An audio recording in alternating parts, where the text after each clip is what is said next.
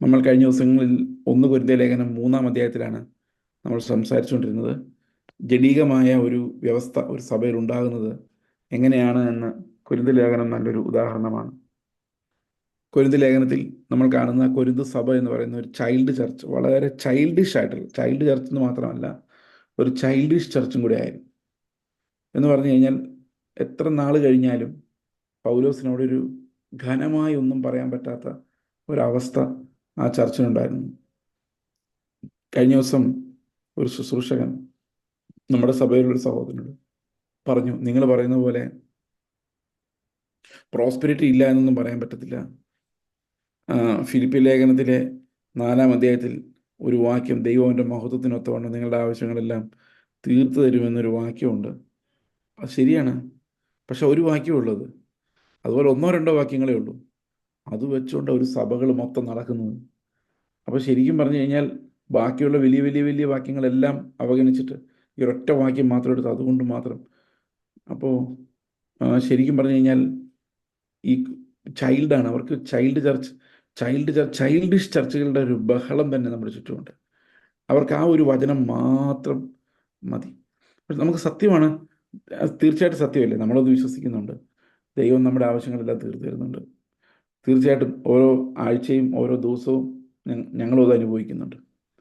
ഓരോരോ ആവശ്യങ്ങൾ വരുമ്പോൾ കൃത്യമായിട്ട് ദൈവം അത് തീർത്തു തരുന്നുണ്ട്. എല്ലാവർക്കും ദൈവം കൊടുക്കുന്നുണ്ട് എന്ന് ഞാൻ വിശ്വസിക്കുന്നു. തൻ്റെ മക്കൾക്ക് ആവശ്യമുള്ളതെല്ലാം ദൈവം കരുതുന്നുണ്ട്. പക്ഷെ അതല്ല നമ്മുടെ വേദശാസ്ത്രം. ഇപ്പോൾ ഒരു ചൈൽഡ് ചർച്ച് എന്ന് പറയുന്ന ഒരു ലക്ഷണം എന്ന് പറയുന്നത്, അത് എപ്പോഴും ആ ഉപജീവനം എന്നുള്ളതിനപ്പുറത്തേക്ക് ക്രോസ് ചെയ്യാൻ പറ്റാത്ത ഒരു തലം, അങ്ങനെ അങ്ങനെ അടഞ്ഞിരിക്കുന്ന ഒരു ഒരു വ്യവസ്ഥ.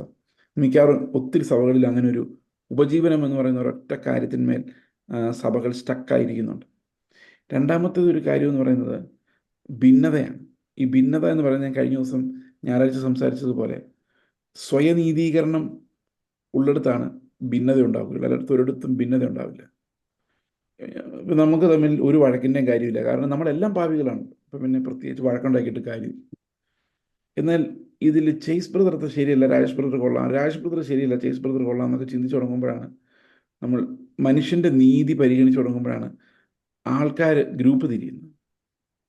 ഇപ്പോൾ ഗ്രൂപ്പ് ആയിട്ട് പലതരത്തിൽ, ഇപ്പോൾ പൗലോസിൻ്റെ അപ്പൊല്ലോസിൻ്റെയും കേഫാവിൻ്റെയും ഇതൊന്നുമില്ലാതെ യേശുക്രിസ്തുവിൻ്റെ വരെ ഗ്രൂപ്പ്, ഒരു സഭയിൽ യേശുക്രിസ്തുവിന് വരെ ഗ്രൂപ്പ് ഉണ്ടാകുമെന്ന് പറഞ്ഞാൽ ആലോചിക്കുക. അപ്പോൾ അത്രയും ഗ്രൂപ്പുകൾ ഒരു സഭയ്ക്കകത്ത് ഉണ്ടാവുക എന്ന് പറഞ്ഞു കഴിഞ്ഞാൽ അത് എന്തുകൊണ്ടാണ്? ഇത് സെൽഫ് റൈച്ചസ്നെസ് കാരണമാണ്. മനുഷ്യനീതി വെച്ചുള്ള കണക്കുകൂട്ടലുകൾ വെച്ച് അവർ ഓരോരുത്തരും നീതിമാനെന്നും നേതാവെന്നും ഒക്കെ അവരങ്ങ് അവരങ്ങ് വിവേചിച്ച് വയ്ക്കുകയാണ്.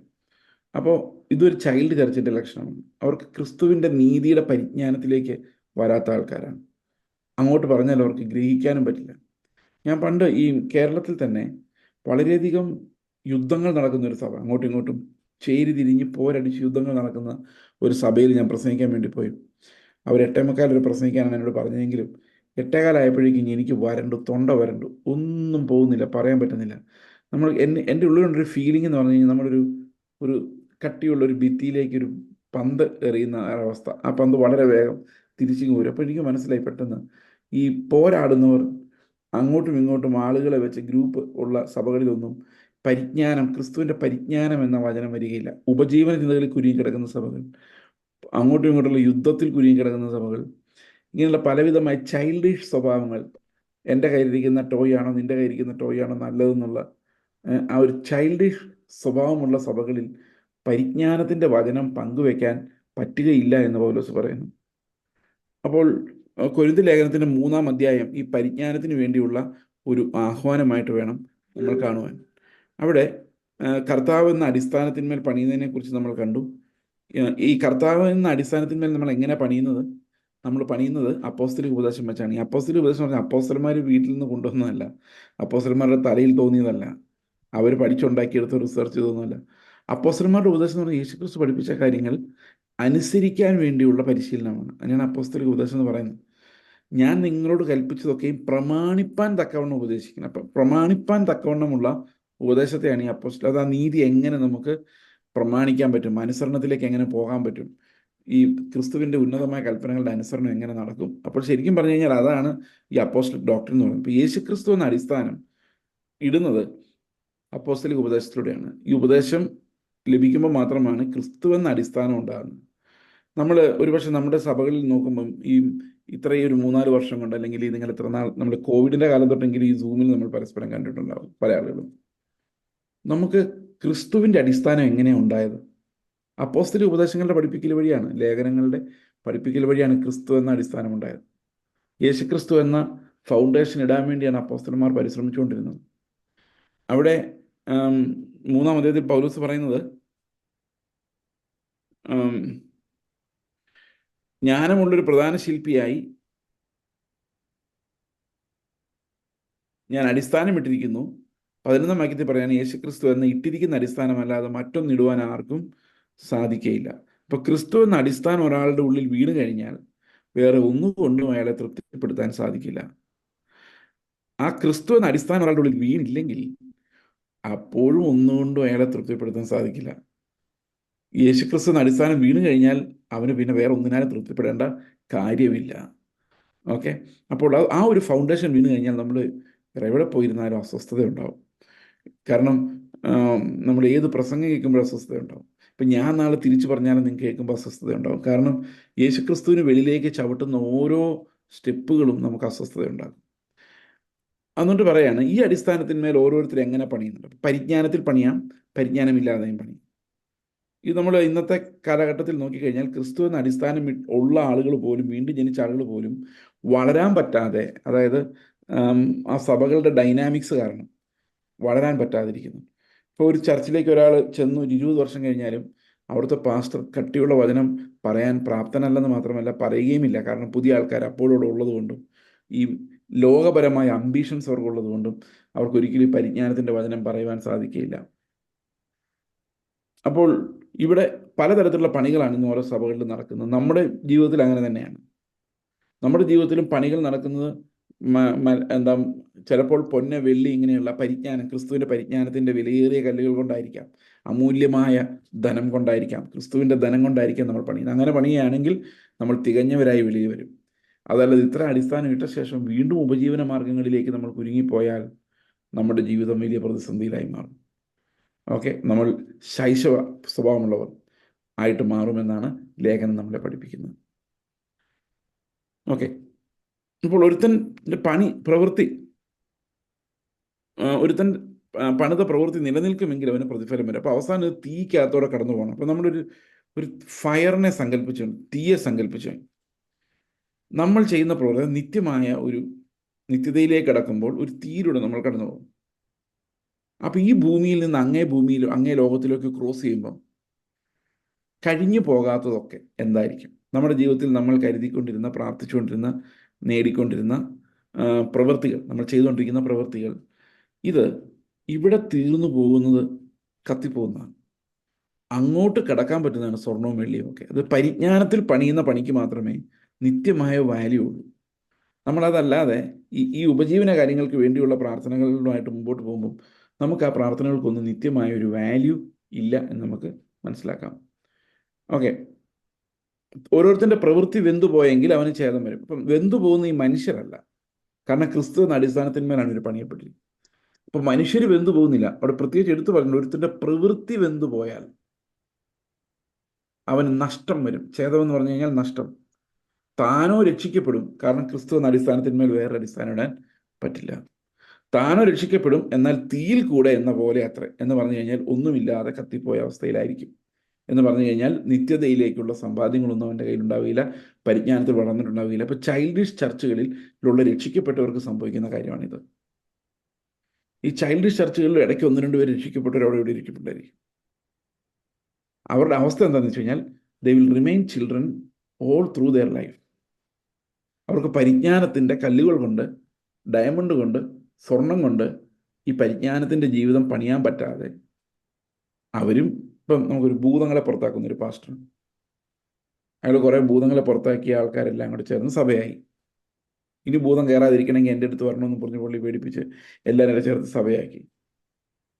എൻ്റെ ഭൂതം പോയ ശേഷം അടുത്ത ഞായറാഴ്ച ഞാനവിടെ എന്താ ചെയ്യുന്നത്? മറ്റൊരാളുടെ ഭൂതം പോകുന്നു നോക്കിയിരിക്കുന്നു, അല്ല വേറെ ഒന്നും ചെയ്യാനില്ല. കാരണം വേറൊരു ശുശ്രൂഷ അവിടെ നടക്കുന്നില്ല. രോഗശാന്തി നടക്കുന്ന സഭയിൽ എൻ്റെ രോഗം മാറിക്കഴിഞ്ഞാൽ പിന്നെ അടുത്ത ആഴ്ച എൻ്റെ പണി എന്താ? വേറെ ആൾക്കാരുടെ രോഗം മാറുന്നു നോക്കിക്കൊണ്ടിരിക്കും. അപ്പം നഴ്സറി ക്ലാസ്സിൽ ഞാൻ പഠിച്ച ശേഷം ABCD പഠിച്ച ശേഷം വേറെ ഒന്നും പഠിക്കാനില്ലാത്തതുകൊണ്ട് മറ്റുള്ള ആൾക്കാർ ABCD പഠിക്കുന്നത് നോക്കിക്കൊണ്ടിരിക്കുന്നു. അപ്പോൾ ഇങ്ങനത്തെ ചർച്ചകളെയാണ് നമ്മൾ ചൈൽഡിഷ് ചർച്ചകൾ എന്ന് വിളിക്കുന്നത്. ഈ ചൈൽഡിഷ് ചർച്ചകളിൽ എത്ര വർഷം കഴിഞ്ഞ് 25 വർഷം കഴിഞ്ഞാലും പുതിയ ഒരാളൊന്ന് ABCD പഠിക്കുന്നത് നോക്കിക്കൊണ്ടിരിക്കും. എന്നാൽ APPLE എന്ന് പോലും നമ്മൾ പഠിക്കില്ല, ഒരു വാക്ക് പോലും പഠിക്കില്ല. ഇത് പരിജ്ഞാനത്തിലേക്ക് പോവുകയില്ല, ഈ ബേസിക് തലം മാത്രം. അപ്പോൾ അതിനകത്ത് രക്ഷിക്കപ്പെട്ട കുറേ ആൾക്കാരുണ്ട്, പക്ഷെ അവരുടെ വളർച്ച എന്ന് പറയുന്നത് സ്റ്റണ്ടഡ് ആയിരിക്കും. അതായത് അവർക്ക് ക്രിസ്തുവിൻ്റെ പരിജ്ഞാനത്തിലേക്കുള്ള വളർച്ച അനുഭവിക്കാൻ സാധിക്കില്ല. അതുകൊണ്ട് പൗലോസ് പറയാണ്, ഈ ഒരു നഷ്ടം, അതായത് കഠിനമായൊന്നും പറയാൻ പറ്റാത്ത, പരിജ്ഞാനത്തിലേക്ക് വളർത്താൻ പറ്റാത്ത, ട്രെയിൻ ചെയ്യാൻ പറ്റാത്ത, ക്രിസ്തുവിൻ്റെ സ്വരൂപത്തിലോട്ട് വളർത്താൻ പറ്റാത്ത കുറേ ആൾക്കാർ കൊരിന്ത് സഭയിൽ ഇരിപ്പുണ്ട്. അവരെ ഒന്നും ചെയ്യാൻ, ഒരു രീതിയിൽ അവർ ശുശ്രൂഷിക്കാൻ സാധിക്കുന്നില്ല. ഓക്കെ, 16-ാം വാക്യത്തിൽ പറയുകയാണ്, നിങ്ങൾ ദൈവത്തിൻ്റെ മന്ദിരമെന്നും ദൈവത്തിൻ്റെ ആത്മാവ് നിങ്ങൾ വസിക്കുന്നെന്നും അറിയുന്നില്ലയോ? അപ്പോൾ നമ്മുടെ ശരീരം ദൈവത്തിൻ്റെ മന്ദിരമാണ് എന്ന് പറയുന്നതിനകത്ത് സ്പിരിച്വൽ ആയിട്ടുള്ള ഒത്തിരി സിഗ്നിഫിക്കൻസ് ഉണ്ട്. ഉൽപ്പത്തി പുസ്തകം 1-ാം അധ്യായത്തിൽ തന്നെ നമ്മളെ സൃഷ്ടിക്കുമ്പോൾ തന്നെ നമ്മൾ ജീവനുള്ള ഒരു മന്ദിരമായിട്ടാണ് ദൈവം സൃഷ്ടിക്കുന്നത്.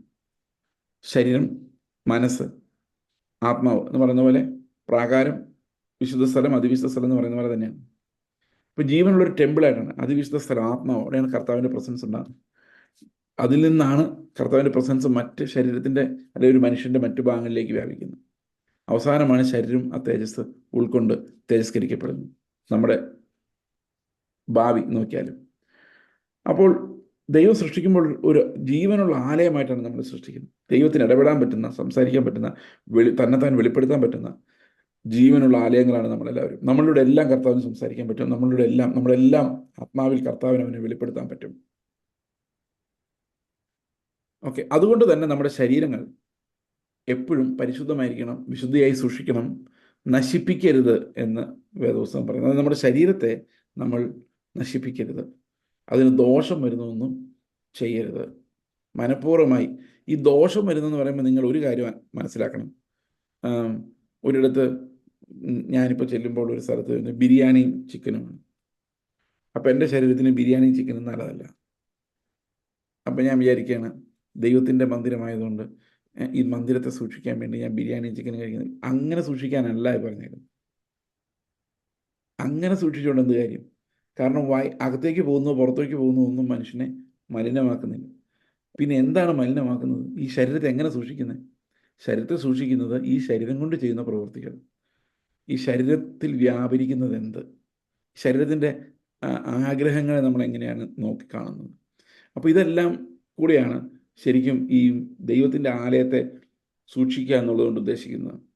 ഓക്കെ, പിന്നെ മനഃപൂർവ്വമായി നമ്മൾ അപകടം ഉണ്ടാക്കുന്നത്, ഇപ്പം പ്രോആക്റ്റീവായിട്ടുള്ള സീൻസ്, കള്ളുകുടിക്കുക, സിഗരറ്റ് വലിക്കുക, ഇങ്ങനെ ശരീരത്തെ മനഃപൂർവ്വമായിട്ട് നാശത്തിന് വിട്ടു കൊടുക്കുക. ഈ ശരിക്കും പറഞ്ഞാൽ അവിടുത്തെ ഉദ്ദേശം ഇതൊന്നുമല്ല. ഇവിടുത്തെ ഉദ്ദേശം എന്ന് പറയുന്നത് എന്താ, ദൈവത്തിൻ്റെ മന്ദിരം എന്ന ശരീരത്തെ നശിപ്പിക്കരുത് എന്ന് പറഞ്ഞു കഴിഞ്ഞാൽ അത് നമ്മുടെ പ്രവൃത്തികളെ സംബന്ധിച്ച് തന്നെയാണ് ഇവിടെ പറയുന്നത്. കാരണം ഈ പശ്ചാത്തലത്തിൽ അങ്ങനെ തന്നെയാണല്ലോ. ഈ മന്ദിരം നമ്മൾ വേറൊരു പരിപാടിക്കും ദൈവത്തിന് ഇഷ്ടമില്ലാത്ത യാതൊരു കാര്യത്തിനും വേണ്ടി മന്ദിരം ഉപയോഗിക്കാൻ പാടില്ല. കോൺസെക്രേഷൻ എന്ന് പറയും, it's consecrated for God's work and God's glory. ദൈവമഹത്വത്തിനായി കോൺസെക്രേറ്റ് ചെയ്യപ്പെട്ട, വേർതിരിക്കപ്പെട്ട ശരീരങ്ങളാണ് നമുക്കുള്ളതെന്നാണ് ഈ വചനം നമ്മളെ പഠിപ്പിക്കുന്നത്. അപ്പോൾ നമ്മുടെ ശരീരങ്ങളെല്ലാം ദൈവത്തിൻ്റെ വചനത്തിന് വേണ്ടി, അല്ല ദൈവത്തിൻ്റെ മഹത്വത്തിന് വേണ്ടി കോൺസെക്രേറ്റ് ചെയ്യപ്പെട്ടത്, സമർപ്പിക്കപ്പെട്ടത്, വേർതിരിക്കപ്പെട്ടതാണ് എന്നുള്ളതാണ് ഈ ശരീരത്തെക്കുറിച്ചുള്ള പ്രധാനപ്പെട്ട പഠിപ്പിക്കൽ. അപ്പോൾ ശാരീരികമായ മോഹങ്ങൾക്കല്ല, ആത്മാവിൻ്റെ അധിവാസത്തിനാണ് നമ്മൾ കൂടുതൽ ശ്രദ്ധ പുലർത്തേണ്ടത്.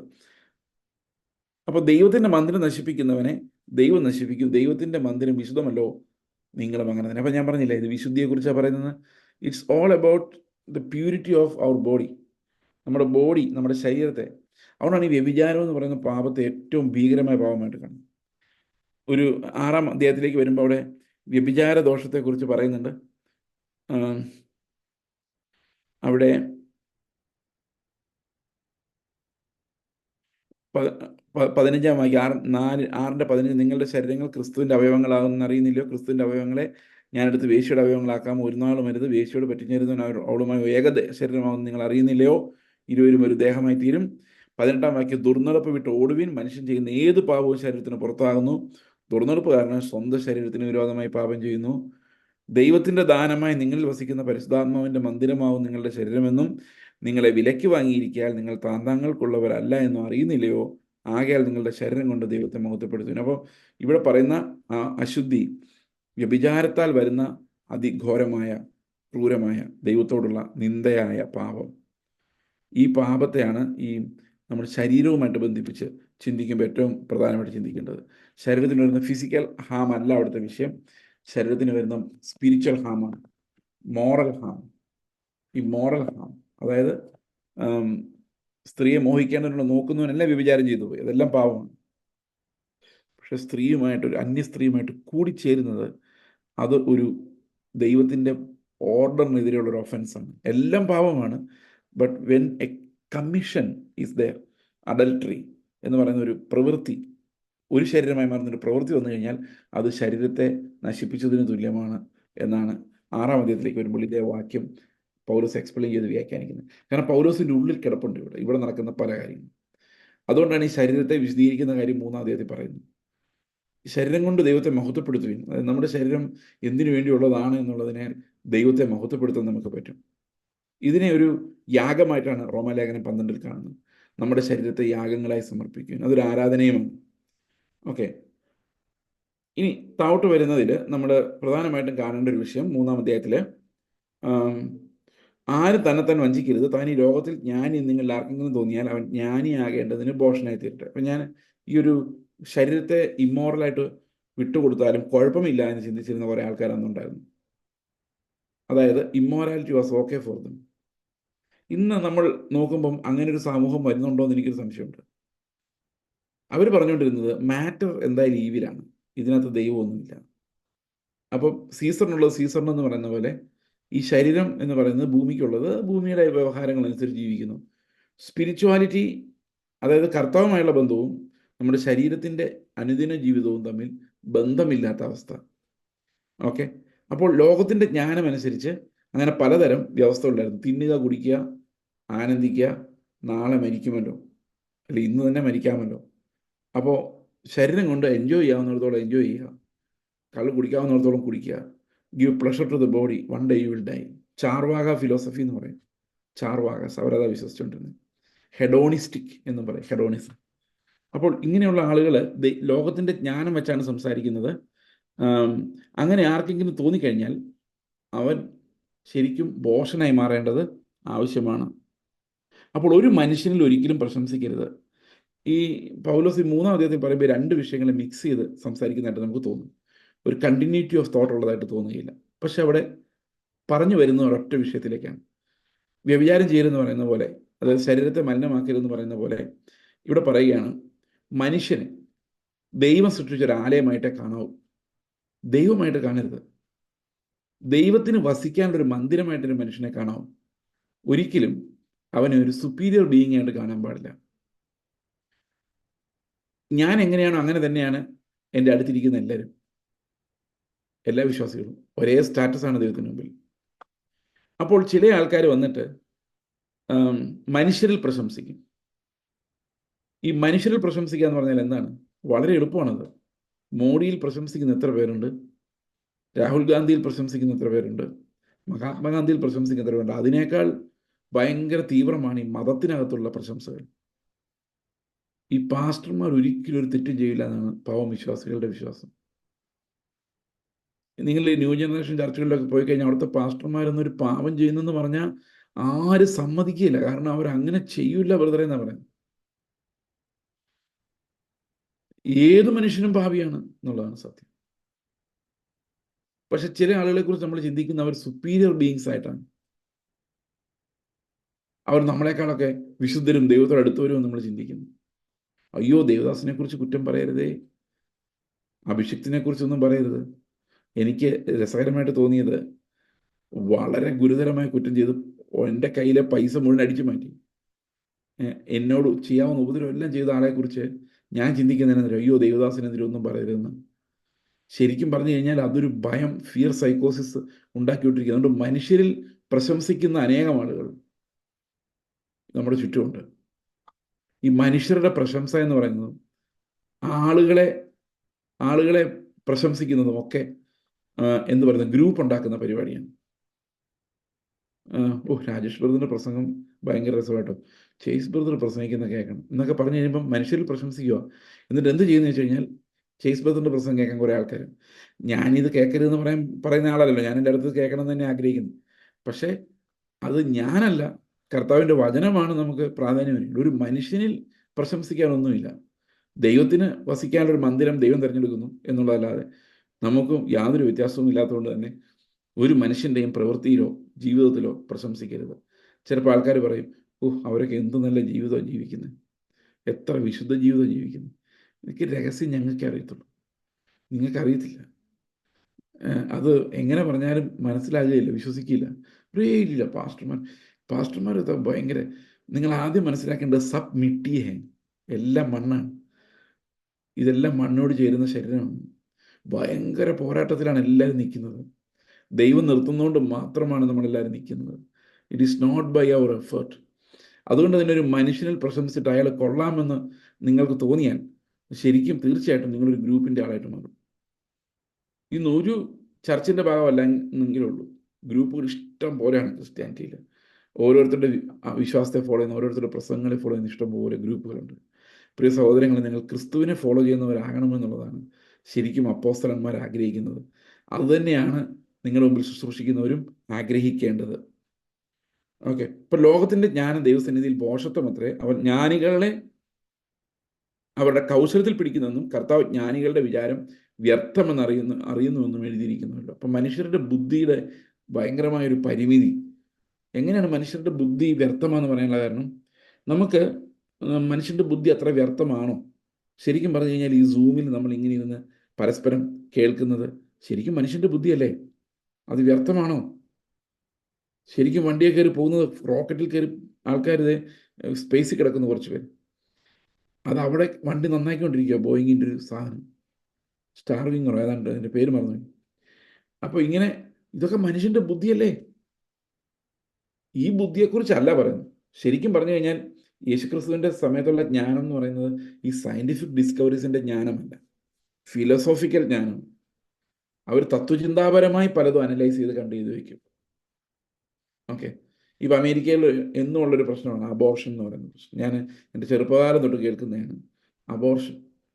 ഒരു ടീം വരുമ്പം പറയും അബോർഷൻ ചെയ്യരുത്, പാവമാണ്, ജീവൻ എടുക്കാൻ അധികാരമില്ല, പ്രോ ലൈഫ്. വേറെ ടീം എന്ന് പറയും ഒരു സ്ത്രീക്ക് അവളുടെ ശരീരം കൊണ്ട് എന്ത് ചെയ്യണമെന്ന് തീരുമാനിക്കാനുള്ള അധികാരമുണ്ട്, ആ സ്ത്രീയുടെ അധികാരമാണ്, സ്ത്രീക്ക് കളയണമെന്ന് വിചാരിച്ചാൽ ഏത് സമയത്തും അബോർട്ട് ചെയ്യാം, അത് it's the right of the mother എന്നാണ് ഒരു കൂട്ടർ പറയുന്നത്. ഓക്കെ, ഇതിനെയാണ് ഈ മനുഷ്യരുടെ ഫിലോസഫി എന്ന് പറയുന്നത്, മനുഷ്യർ ചിന്തിച്ചുണ്ടാക്കുന്ന ഫിലോസഫി. ഈ ഫിലോസഫിയാണ് ദൈവം വ്യർത്ഥമാക്കുന്നതെന്ന് പറഞ്ഞു കഴിഞ്ഞാൽ, ദൈവത്തിൻ്റെ സുവിശേഷം വരുമ്പം, ഞാനൊരു എക്സാമ്പിൾ എടുത്ത് പറഞ്ഞാണ്, പലതരത്തിലുള്ള മാനുഷികമായ തത്വചിന്തകൾ കൊണ്ട് ഉണ്ടാക്കിയെടുത്തതിനെല്ലാം ദൈവം വ്യർത്ഥമാക്കണം. കാരണം അത് തെറ്റാണെന്ന് നമുക്ക് മനസ്സിലാക്കാൻ ഇടയായിത്തീരും. ഓക്കെ, അതുകൊണ്ട് ആരും മനുഷ്യരിൽ പ്രശംസിക്കരുത്, സകലവും നിങ്ങൾക്കുള്ളതല്ലോ. ഇവിടെയാണ് നമ്മുടെ ഒരു രസകരമായ ഒരു ഓർഡർ കാണുന്നത്. സകലവും നിങ്ങൾക്കുള്ളതല്ലോ. അപ്പോൾ ഈ ശുശ്രൂഷകർക്കുള്ളതല്ല നിങ്ങൾ. നമ്മൾ സാധാരണ ചിന്തിക്കുന്നത് എന്താണ്? എൻ്റെ സഭ, എൻ്റെ കൂട്ടം, ചേസ് ബ്രദറിൻ്റെ സഭ, അപ്പോൾ നിങ്ങളെല്ലാവരും ആരുടെയാണ്? അങ്ങനെയാണ് ഈ പൗലോസിൻ്റെയും അപ്പൊല്ലോസിൻ്റെയും വിഭാഗങ്ങൾ ഉണ്ടാകും. തിരിച്ച് ചിന്തിച്ചാൽ ഗ്രൂപ്പ് ഉണ്ടാവില്ല. തിരിച്ചെങ്ങനെ ചിന്തിക്കുന്നത്? എല്ലാം നിങ്ങളുടെ വക, നിങ്ങളുടെ പ്രോപ്പർട്ടി. പൗലോസും അപ്പൊല്ലോസും എല്ലാം നിങ്ങളുടെ സെർവൻസ്. നിങ്ങൾ ആരുടെ സെർവൻസ് അല്ല, നിങ്ങൾ ആരുടെ സ്യൂട്ട് കേസ് എടുക്കാൻ വിളിക്കപ്പെട്ടവരല്ല. നിങ്ങളുടെ സ്യൂട്ട് കേസ് അവരെടുത്തോളും. They are the servants. അവർ നിങ്ങൾക്കുള്ളവരാണ്. അപ്പോൾ ആരാ ഇതിനകത്ത് വലുത്? ശുശ്രൂഷിക്കപ്പെടുന്നവനോ ശുശ്രൂഷിക്കുന്നവനോ? ശുശ്രൂഷിക്കപ്പെടുന്നവനാണ്. സഭയാണ് വലുത്, ശുശ്രൂഷകൻ ദാസനാണ്.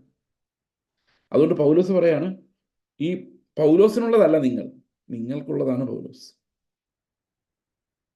അപ്പല്ലോസിനോ പൗലോസിനോ കേഫാവിനോ ഉള്ളവരല്ല നിങ്ങൾ.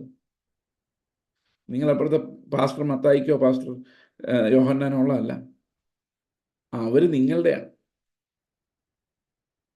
ഓക്കെ, പൗലോസോ അപ്പല്ലോസോ കേഫാവോ ലോകമോ ജീവനോ മരണമോ ഇപ്പോഴുള്ളതോ വരുവാനുള്ളതോ സകലത് നിങ്ങളുടെ.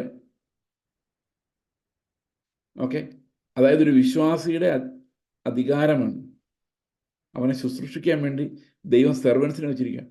പക്ഷേ സെർവൻസിനെ നിങ്ങളുടെ സെർവൻസ് ആയിട്ടല്ല കാണേണ്ടത്, ദൈവം ഞങ്ങൾക്ക് തന്നിരിക്കുന്ന സെർവൻസ് ആയിട്ട് കാണണം എന്നുള്ള വ്യത്യാസം മാത്രമേ ഉള്ളൂ. അതുകൊണ്ട് നിങ്ങൾക്ക് അങ്ങോട്ടും ഇങ്ങോട്ടും തട്ടാൻ പറ്റത്തില്ല, അങ്ങനെ തിരിച്ച് അങ്ങോട്ടും തട്ടാൻ പറ്റത്തില്ല. കാരണം എല്ലാത്തിൻ്റെ ഉടയവൻ ദൈവമാണ്. ഓക്കെ, അപ്പോൾ ശരിക്കും പറഞ്ഞു കഴിഞ്ഞാൽ ഓണർഷിപ്പ്, ഇതിൻ്റെ ഒരു ഓർഡർ ഇവിടെ കൊടുത്തിട്ടുണ്ട്. എങ്ങനെയാണ്? ഇതെല്ലാം നിങ്ങളുടേത്. പൗലോസ് നിങ്ങളുടേത്, അപ്പൊല്ലോസ് നിങ്ങളുടെ, കേഫ നിങ്ങളുടെ, സഭ നിങ്ങളുടെ, എല്ലാം നിങ്ങളുടെ. നിങ്ങളെല്ലാം ക്രിസ്തുവിൻ്റേത്, ക്രിസ്തു ദൈവത്തിൻ്റെ. അപ്പം എന്താ അതിൻ്റെ ഓർഡർ? പിതാവ്, പുത്രൻ, നിങ്ങൾ, പിന്നെ ഞങ്ങൾ. എത്ര മനോഹരമായ ഓർഡർ! ഇവിടെ ഇപ്പം പിതാവ് കഴിഞ്ഞാൽ പുത്രൻ പോലും ഇല്ല. ഇവിടെ നേരെ പാസ്റ്ററങ്ങാവുകയാണ് പുത്രൻ.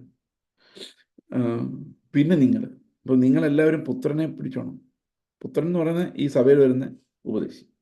ഈ രീതിയിലാണ് ഇന്ന് സഭകൾ നടക്കുന്നത്. അതുകൊണ്ടാണ് ഇത്രയും ഭിന്നത ഈ ക്രിസ്ത്യാനിറ്റിക്കകത്തുള്ളത്. എന്തുമാത്രം വഴക്കാന്നറിയാം അങ്ങോട്ടും ഇങ്ങോട്ടും. ഉള്ളിൽ പകയും കുശുമ്പും വൈരാഗ്യബുദ്ധിയും. കാരണം എന്താണ്? ഈ മനുഷ്യരെ പ്രശംസിക്കുന്നുണ്ടാണ്.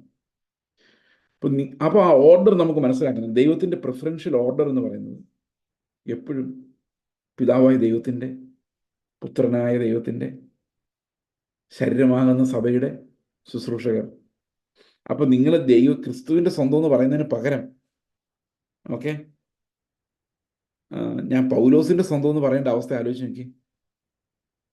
പണ്ടൊരു മിഷൻ മീറ്റിങ്ങിൽ ഒരു സംസാരം നടക്കുകയായിരുന്നു. അപ്പോൾ ഒന്ന് രണ്ട് പേര് പറഞ്ഞു, ഞങ്ങൾ ഈ മനുഷ്യൻ്റെ ശിഷ്യന്മാരാണ്. ഒരാളെക്കുറിച്ച് പറഞ്ഞു. അപ്പോൾ എനിക്ക് ഭയങ്കര വേദന തോന്നിയെന്ന് വെച്ച് കഴിഞ്ഞാൽ, ഇവരെല്ലാവരും ആ പുള്ളിയുടെ ശിഷ്യന്മാരാണ്. ആ പുള്ളി ആരുടെ ശിഷ്യനാണ്? ക്രിസ്തുവിൻ്റെ. ഇവരെല്ലാവരും ക്രിസ്തുവിൻ്റെ അല്ല, ഇവരെല്ലാം ഈ പുള്ളിയുടെ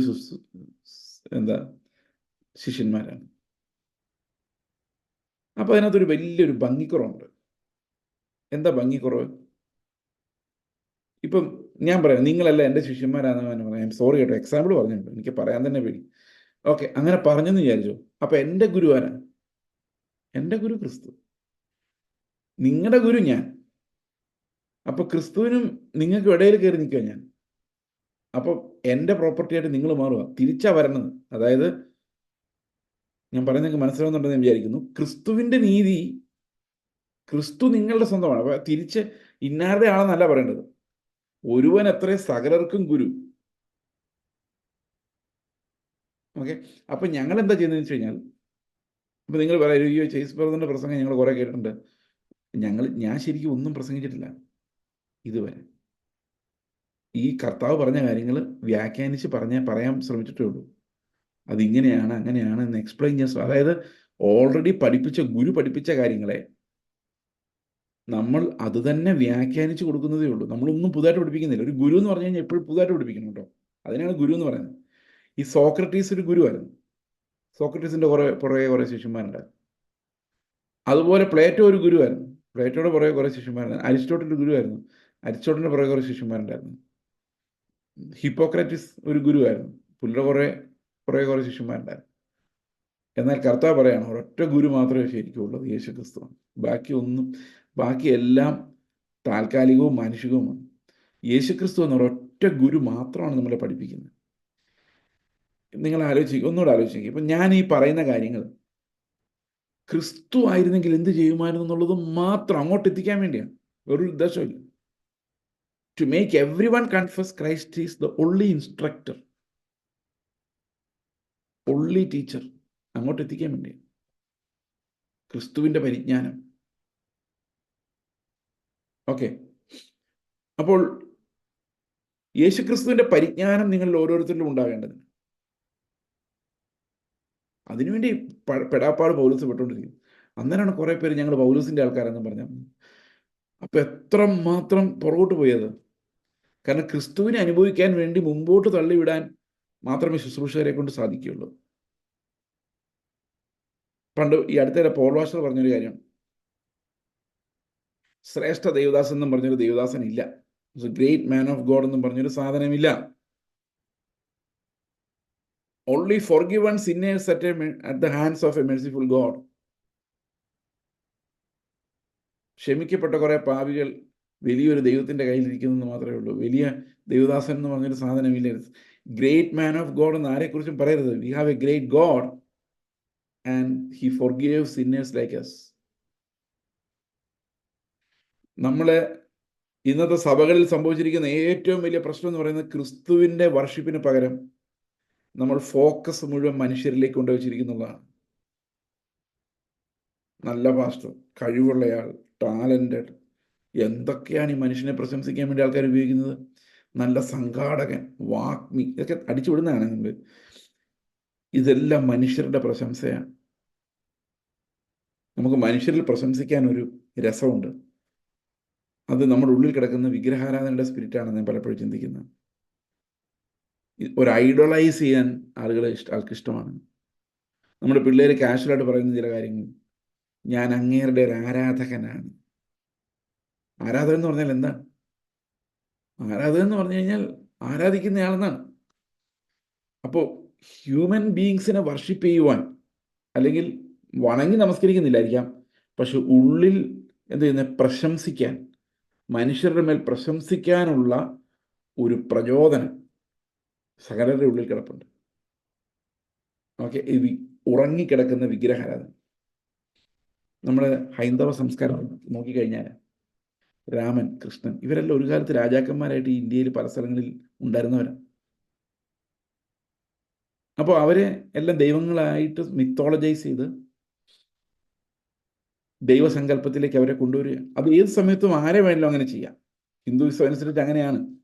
കാരണം ആരെ വേണമെങ്കിലും അവർക്ക് ദൈവമായിട്ട് സങ്കല്പിക്കാം. സങ്കല്പത്തിനാണ് അവിടെ പവർ. ഈ തത്വചിന്താപരമായിട്ട് നോക്കിക്കഴിഞ്ഞാൽ ഹിന്ദുയിസം എന്ന് പറയുന്നത് ഉത്തരാധുനികതയുടെ, അതായത് നമുക്കെന്ത് മനസ്സിലാകുന്നോ അത് മതി, അതാണ് ശരി എന്ന് പറയുന്ന ആ പുതിയ തത്വചിന്തയുടെ ഭാഗമാണ്. ഓക്കെ, അപ്പോൾ ഈ ഒരു എന്താ പറയുന്നത്, നമ്മൾ വിഗ്രഹവൽക്കരണം, മനുഷ്യരെ വിഗ്രഹവൽക്കരിക്കുന്നു, മനുഷ്യരിൽ പ്രശംസിക്കുന്നത്, ഞാൻ ഇന്നാരുടെ ഗ്രൂപ്പാന്ന് പറയുന്നത്, അതൊക്കെ ക്രിസ്തുവിനോടുള്ള നിഷേധമാണ്, ക്രിസ്തുവിൽ നിന്ന് അകന്നു പോകുന്നതാണ് എന്ന് നമ്മൾ അറിഞ്ഞിരിക്കണം. ഓക്കെ, അപ്പോൾ അങ്ങനെ വരുമ്പോൾ നമ്മൾ ഈ ശൈശവകാലം വിട്ടിട്ട് നമ്മൾ പഥ്യവചനം, ക്രിസ്തുവിൻ്റെ പരിജ്ഞാനത്തിൻ്റെ വചനം പഠിക്കുവാൻ ഇടയായിത്തീരും.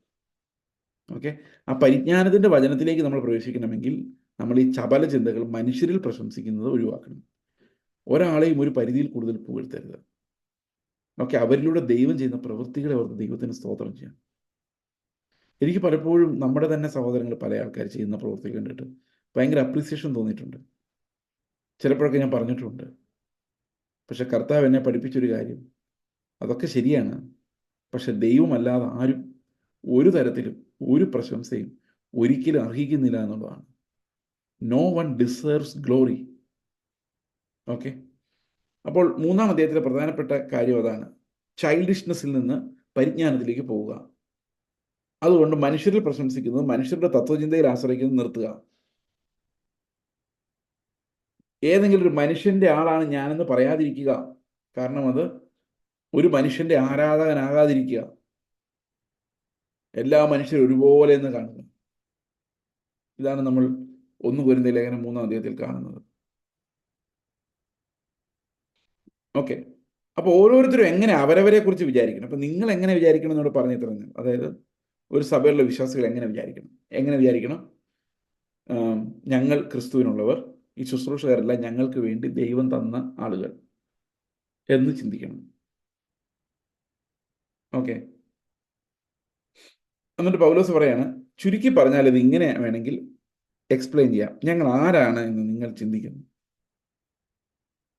ഞങ്ങൾ ക്രിസ്തുവിൻ്റെ ശുശ്രൂഷക്കാരും, അത് കർത്താവിൽ നിന്ന് ശമ്പളം വാങ്ങിക്കുന്ന ശുശ്രൂഷക്കാർ, കർത്താവിൻ്റെ നിയമനം കാരണം ശുശ്രൂഷകരായവർ. ഞങ്ങൾ ക്രിസ്തുവിന്റെ ശുശ്രൂഷക്കാരും ദൈവ മർമ്മങ്ങളുടെ ഗ്രഹവിചാരകന്മാരും. എന്താണ് ഈ ദൈവ മർമ്മങ്ങളുടെ ഗ്രഹവിചാരകത്വം? ഗ്രഹവിചാരകത്വം എന്ന് പറഞ്ഞു കഴിഞ്ഞാൽ സ്റ്റുവർഷിപ്പാണ്.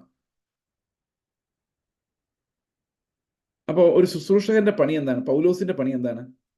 പൗലോസിന് വെളിപ്പെട്ട് വരുന്ന ദൈവിക മർമ്മങ്ങളെ ഒരു സ്റ്റുവാർഡിനെ പോലെ എന്തായാലും കാര്യവിചാരകനെ പോലെ, അത് ശുശ്രൂഷകൻ എന്ന വാക്ക്, ഗ്രഹവിചാരകൻ, കാര്യവിചാരകൻ, സെക്രട്ടറി. ഓക്കെ. അപ്പോൾ അതുപോലെ ദൈവമർമ്മങ്ങൾ വെളിപ്പെട്ട് വരുന്നത് കൃത്യമായി പകുത്തു കൊടുക്കുക എന്നുള്ള ഗ്രഹവിചാരകത്വം ഏൽപ്പിക്കപ്പെട്ടിരിക്കുന്നു. ഈ ഗ്രഹവിചാരകത്വം അല്ലെങ്കിൽ കാര്യവിചാരകത്വം എന്ന് പറയുന്നത് നമ്മൾ ഒന്ന് ശ്രദ്ധിക്കേണ്ട കാര്യമാണ്. കാരണം ഇന്ന് പല സമയത്ത് ആൾക്കാർ വിശ്വസിക്കുന്നത് എൻ്റെ പ്രസംഗം, ഞാനുണ്ടാക്കിയ പ്രസംഗം, അത് പ്രസംഗിച്ച് കഴിയുമ്പോൾ ആൾക്കാർ കാശ് തരുന്നതുകൊണ്ട് കുഴപ്പമില്ല, ഇങ്ങനെ വിചാരിക്കുന്നവരാണ് ഒത്തിരി പേരും. എൻ്റെ അധ്വാനമെന്നാണ് പലരും പ്രസംഗത്തെക്കുറിച്ച് ചിന്തിക്കുന്നത്. പണ്ട് കർണാടകയിൽ ഒരു സഹോദരനോട് പറഞ്ഞാണ് അവരുടെ ചർച്ചയിൽ ഒരു പ്രസംഗം വന്നു. പെന്തക്കോസ്ത് ചർച്ച അല്ല കേട്ടോ, ബ്രദറൻ ചർച്ച. അവിടെ ഒരു പ്രസംഗം വന്നു. പ്രസംഗിച്ച് കഴിഞ്ഞപ്പം പുള്ളി പൈസ ചോദിച്ചു. അല്ല, 2000 രൂപ ഇവർ കൊടുത്തു. പണ്ട് വർഷങ്ങൾക്ക് മുമ്പാ. അതേപോലെ 2000 രൂപ കൊണ്ട് നടക്കുകയില്ല. പക്ഷെ അയ്യോ പാസ്റ്റർ അത്ര അല്ല ബ്രദറെ, അത്ര എൻ്റെ ഇല്ലല്ലോ എന്ന് പറഞ്ഞപ്പോൾ അവർ പറയാണ്, ഞാൻ ഈ തൊണ്ട കൊണ്ട് ജീവിക്കുന്ന ആളാണ്, നാളെ എൻ്റെ തൊണ്ടയ്ക്ക് എന്തെങ്കിലും സംഭവിച്ചാൽ നിങ്ങൾ എന്നെ സഹായിക്കുമോ? പുള്ളി തിരിച്ചു ചോദിച്ചതാണ്. ഓക്കെ. അപ്പോൾ ഫീസ് പറഞ്ഞ് പ്രസംഗിക്കുന്ന ആളുകൾ അവർ വിചാരിക്കുന്നത് ഞങ്ങൾ കഷ്ടപ്പെട്ട് പഠിച്ച്, ഞങ്ങൾ കഷ്ടപ്പെട്ട് പ്രസംഗം ഉണ്ടാക്കി 18-20 മണിക്കൂറൊക്കെ ഇരുന്നാണ് ഒരാളുടെ ഒരു പ്രസംഗം ഉണ്ടാക്കുന്നത്. ആ ഡിക്ഷണറി വായിച്ച്, കമൻട്രി വായിച്ച്, ബൈബിളിൻ്റെ കോൺകോർഡൻസ് എടുത്ത് നോക്കി, ഗ്രീക്ക്, ഹീബ്രു എല്ലാം നോക്കി 10-16 മണിക്കൂർ 18 മണിക്കൂർ അധ്വാനിച്ചിട്ടാണ് അവർ സ്റ്റേജിലോട്ട് വന്നിട്ട് ഒരു 3/4 മണിക്കൂർ തട്ടുന്നത്. അപ്പോൾ അവരതിന് ചാർജ് ചോദിക്കും. കാരണം ഈ അധ്വാനം. അപ്പോൾ ദൈവിക മർമ്മങ്ങളുടെ ഗ്രഹവിചാരകന്മാരെന്നുള്ളതിനേക്കാളും അവർ പഠിച്ചെടുത്തതിൻ്റെ വിചാരകന്മാരായി, കച്ചവടക്കാരായിട്ടാണ് ഇന്ന് ആളുകൾ പെരുമാറുന്നത്. അപ്പോൾ ദൈവിക മർമ്മങ്ങളുടെ ഗ്രഹവിചാരകത്വം എന്ന് പറഞ്ഞു കഴിഞ്ഞാൽ എന്താ അർത്ഥം? എനിക്കിപ്പോൾ നിങ്ങളോട് എന്തെങ്കിലും ദൈവം എനിക്ക് വെളിപ്പെടുത്തുന്ന കാര്യങ്ങൾ പറയാൻ എനിക്ക് ആവുമെന്ന് നോക്കേണ്ട കാര്യമില്ല. അത് നിങ്ങളെ എത്തിക്കുക എന്നുള്ള ഗ്രഹവിചാരകത്വം എന്നെ ഏൽപ്പിച്ചിരിക്കുന്നു മാത്രമേ എനിക്ക് ചിന്തിക്കാൻ സാധിക്കത്തുള്ളൂ. ഒരു സംശയമുണ്ട്. ഇത്രയും പേര് ഇവിടെ ഇരിപ്പുണ്ട്. നിങ്ങൾ പല ആൾക്കാരും ദൈവം തന്ന മർമ്മങ്ങളെല്ലാം മൂടി വെച്ചിട്ട് ഈ ഗ്രഹവിചാരകത്വം ചെയ്യാതിരിക്കുവാണോ എന്നൊരു സംശയം എനിക്കുണ്ട്. നമുക്ക് അടുത്ത ആഴ്ച ആ സംശയം പരിഹരിക്കാൻ പറ്റുമെന്ന് വിചാരിക്കുന്നു. ഓക്കെ. 5 താലന്ത് കിട്ടി, 2 താലന്ത് കിട്ടി, 3, ഇതെല്ലാം ദൈവം തന്ന, ഒരു താലന്ത് കിട്ടി. ഇത് ദൈവം തന്ന ഗ്രഹവിചാരകത്വത്തിന് ഏൽപ്പിച്ച ദൈവിക സുവിശേഷത്തിന്റെ മർമ്മങ്ങളാണ്. അതല്ലാതെ പാടാനുള്ള കഴിവോ പ്രസംഗിക്കാനുള്ള കഴിവോ ഒന്നുമല്ല. അത് നമ്മൾ കുഴിച്ചിട്ട് കഴിഞ്ഞാൽ എന്ത് സംഭവിക്കും ഞാൻ പറയേണ്ട കാര്യമില്ല. അപ്പോൾ ശരിക്കും നമ്മുടെ കയ്യിൽ ഏൽപ്പിക്കപ്പെട്ടിരിക്കുന്നതിൻ്റെ വിചാരകത്വം കാശെത്ര കിട്ടുമെന്ന് നോക്കിയോ, എത്ര പേരുണ്ടോന്ന് നോക്കിയിട്ടല്ല. ദൈവം എങ്ങനെ ആഗ്രഹിക്കുന്നോ അങ്ങനെ അത് ഡിസെമിനേറ്റ്, അങ്ങനെ അത് വിതരണം ചെയ്യുവാൻ, അങ്ങനെ അത് കൊടുത്തു തീർക്കുവാനുള്ള ഒരു ഗ്രഹവിചാരകത്വം ഏൽപ്പിക്കപ്പെട്ടിരിക്കുന്ന ആൾക്കാരായിട്ട് ഞങ്ങളെ വിചാരിക്കണം. ഞങ്ങൾ ക്രിസ്തുവിൻ്റെ ശുശ്രൂഷക്കാരും, അതായത് സെർവൻസ് ഓഫ് ദ ലോർഡ്, വേലക്കാരും, അതുപോലെ ഗ്രഹവിചാരകത്വത്തിന് വേണ്ടി ദൈവിക മർമ്മങ്ങൾ ഏൽപ്പിക്കപ്പെട്ടിരിക്കുന്ന ആളുകളും എന്നാണ്. അതെനിക്ക് പൈസ ഉണ്ടാക്കാൻ വേണ്ടിയല്ല, അത് വിതരണം ചെയ്യാൻ വേണ്ടിയാണ്. ഓക്കെ. ഇനി ഗ്രഹവിചാരകന്മാരെന്ന് പറഞ്ഞു കഴിയുമ്പോൾ ഒരു കാര്യം നമുക്ക് മനസ്സിലാക്കാം. അവിടെ പറയുന്നത് ഗ്രഹവിചാരകന്മാരുടെ ഒരു ക്വാളിറ്റി, ഏറ്റവും പ്രധാനപ്പെട്ട ക്വാളിറ്റി എന്ന് പറയുന്നത് വിശ്വസ്തതയാണ്. കർത്താവിൻ്റെ മർമ്മങ്ങളുടെ താക്കോൽ എൻ്റെ കയ്യിൽ ഏൽപ്പിക്കുമ്പോൾ കർത്താവ് ആഗ്രഹിക്കുന്ന ഒരു കാര്യം എൻ്റെ വിശ്വസ്തതയാണ്. ഓക്കെ. 2-ാം വാക്യത്തിൽ അതാ പറയുന്നത്, ഗ്രഹവിചാരകന്മാരിൽ അന്വേഷിക്കുന്നതോ അവർ വിശ്വസ്തരായിരിക്കണം എന്നത് തന്നെ.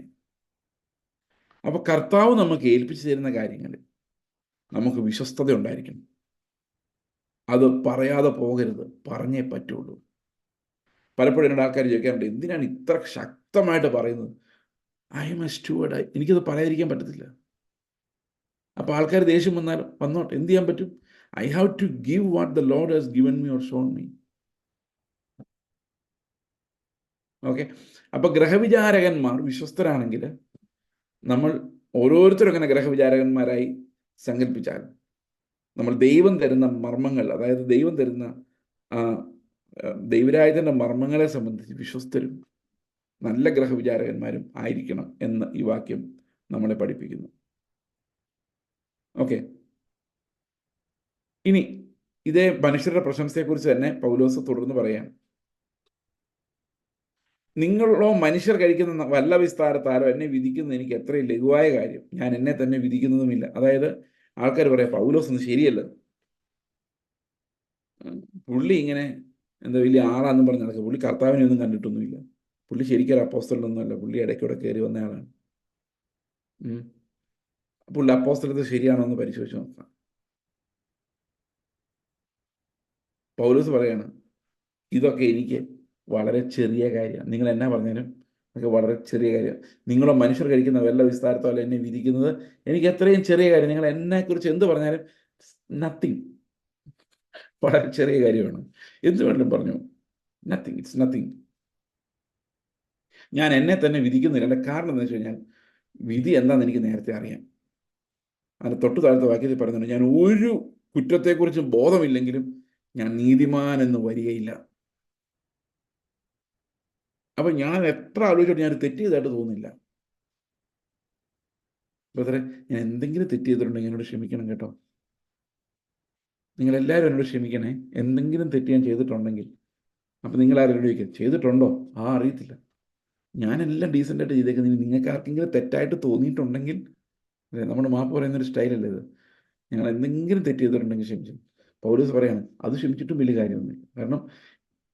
കാരണം ഞാൻ ഒരു തെറ്റിനെക്കുറിച്ച് തപ്പി നോക്കിയിട്ടും ആർക്കും ഓർമ്മ വന്നില്ലെങ്കിലും എന്ന് പറയും, ഇല്ല ബ്രദർ അങ്ങനെ തെറ്റ് ചെയ്തായിട്ടൊന്നും ഞങ്ങൾ നോട്ട് ചെയ്തിട്ടില്ല. വേണ്ട, പക്ഷെ ഓൾറെഡി ഞാൻ പാവി തന്നെയാണ്, നീതിമാനല്ല. അതായത് ഇവിടെ പറയാണ് ഞാൻ യാതൊരു കുറ്റത്തെക്കുറിച്ചും ബോധമില്ലാതെ ബോധം കെട്ട അബോധാവസ്ഥ കിടക്കുകയാണെങ്കിലും കുറ്റവാളി അല്ലാതെ വരുന്നില്ല, ദൈവത്തിന് മുമ്പിൽ കുറ്റം ചെയ്തവനാണ് തന്നെ. ഓക്കെ, നീതിമാൻ എന്ന് വരുന്നില്ല. അതുകൊണ്ട് ഒരൊറ്റ വിധി മാത്രമേ നമ്മളെ സംബന്ധിച്ച് കറക്റ്റായിട്ടുള്ളൂ, അത് ക്രിസ്തു കഴിക്കുന്ന വിധിയാണ്. ചേസ് നീതിമാനാണ് എന്ന കർത്താവ് ഒരു വിധി അങ്ങ് പ്രസ്താവിച്ചുകൊണ്ട് ഞാൻ സുന്ദരമായിട്ട് ഇത് നടക്കുകയാണ്. ഞാൻ ഇതിനകത്ത് അന്വേഷിക്കാനേ പോകുന്നില്ല. അന്വേഷിച്ചാൽ ഭയങ്കരമായിട്ട് ഞെട്ടിപ്പോകും, കാരണം ഒന്നും പറയാനില്ല, അല്ലേ? അപ്പൊ ദൈവം തന്നെ എന്നെ നീതീകരിച്ച് അവൻ്റെ വിധി മാത്രമേ ഉള്ളൂ കാര്യമായിട്ടുള്ളത്. ബാക്കി ഞാൻ എങ്ങനെ നോക്കിയാലും ഒരു പാപം ഇല്ലെന്ന് തോന്നിയിട്ടും കാര്യമില്ല, ഞാൻ പാപി തന്നെയാണ്. ഓക്കെ, ഇത് നീതിമാനാണെന്ന് തോന്നിയിട്ടും കാര്യമില്ല, എൻ്റെ ഉള്ളിൽ നീതിയില്ല. അപ്പം ഞാൻ എങ്ങനെ വിധിച്ചിട്ടും കാര്യമില്ല, ദൈവത്തിന് മാത്രമേ എന്നെ ശരിയായിട്ട് വിധിക്കാൻ സാധിക്കുകയുള്ളൂ. അപ്പം നമ്മൾ എപ്പോഴും കേൾക്കേണ്ടത് നമ്മൾ വിധിക്കുകയല്ല, ശരിക്കും നമ്മളെ തന്നെ വിധിച്ചാൽ എന്ന് പറഞ്ഞാൽ അങ്ങനെയല്ല, ദൈവത്തിൻ്റെ ആത്മാവ് നമ്മെക്കുറിച്ച് എന്ത് പറയുന്നു, എന്ത് വിധിക്കുന്നു നമ്മൾ ശ്രദ്ധിക്കാം. അങ്ങനെയാണ് നമ്മൾ നമ്മളെ വിധിക്കുന്നത്, with the Holy Spirit. Okay, അപ്പോൾ കർത്താവ് വരുവോളം സമയത്തിന് മുമ്പ് ഒന്നും വിധിക്കരുത്. നമ്മൾ കാണുന്ന പോലെ ഒന്നും അല്ല ദൈവം കാണുന്നത്. അതുകൊണ്ട് കാണുന്ന കാഴ്ചയിൽ നിങ്ങൾ ഒരിക്കലും വിധിക്കരുത്, കാരണം വിധി ദൈവത്തിൻ്റെ കയ്യിലിരിക്കുന്ന ഒരു കാര്യമാണ് എന്ന പൗലോസ് പറഞ്ഞു. അപ്പം പ്രധാനമായിട്ടും നമ്മൾ ചിന്തിക്കേണ്ടത് നമ്മൾ ഒരു മനുഷ്യൻ്റെ ആളുകളാവാൻ പാടില്ല. എന്നാൽ ഉപദേശം എന്ന് പറയുന്നത്, പത്യോപദേശം വളരെ വളരെ നമുക്ക് പ്രധാനപ്പെട്ട ഒരു കാര്യമാണ്. ആ പത്യോപദേശത്തിൽ നമ്മൾ ഓരോരുത്തരും പരിജ്ഞാനമുള്ളവരായി മുമ്പോട്ട് പോകണമെങ്കിൽ നമ്മൾ ഇന്നാരുടെ കൊള്ളാം, ആ രീതിയിലുള്ള മാനുഷികമായ പ്രവണതകൾക്ക് കീഴ്പ്പെട്ടു പോകരുത്. ഓക്കെ, നല്ല ഗ്രഹവിചാരകന്മാരായി കർത്താവ് ഏൽപ്പിച്ചിരിക്കുന്ന ശുശ്രൂഷകളെ നിർവഹിക്കുവാൻ ദൈവം നമ്മളെല്ലാവരും സഹായിക്കുമാറാകട്ടെ. നമുക്ക് പ്രാർത്ഥിക്കാം. പ്രത്യേകമായിട്ട് ഫേബയെ ഓർത്ത് പ്രാർത്ഥിക്കുക. ഫേബ നിങ്ങൾക്കറിയാമല്ലോ, നാളെ കഴിഞ്ഞ് സർജറിയാണ്, രാവിലെ, നാളെ വൈകിട്ട് അഡ്മിറ്റ് ചെയ്യണം. അതിനകത്ത് ഇത്തിരി കോംപ്ലിക്കേഷൻസ് ഒക്കെ ഉണ്ട്. ദൈവം കൃത്യമായി സൗഖ്യവും വിടുതലും കൊടുക്കുന്നതിന് വേണ്ടി പ്രാർത്ഥിക്കാം. എല്ലാ വിഷയങ്ങളും നമുക്ക് കർത്താവിൻ്റെ സന്നിധിയിൽ വയ്ക്കാം.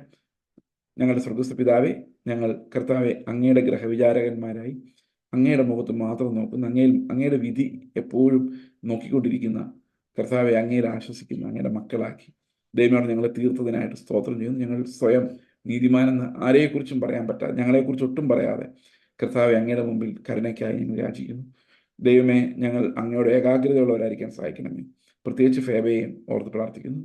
പ്രിയ മകളുടെ സർജറി കർത്താവെ അങ്ങയുടെ കരങ്ങളിൽ കർത്താവ് ഞങ്ങളെ ഏൽപ്പിക്കുന്നു. എല്ലാ ആവശ്യങ്ങളോടും നിറവേറ്റണമേ, പൂർണ്ണമായ സൗഖ്യം നൽകണമേ.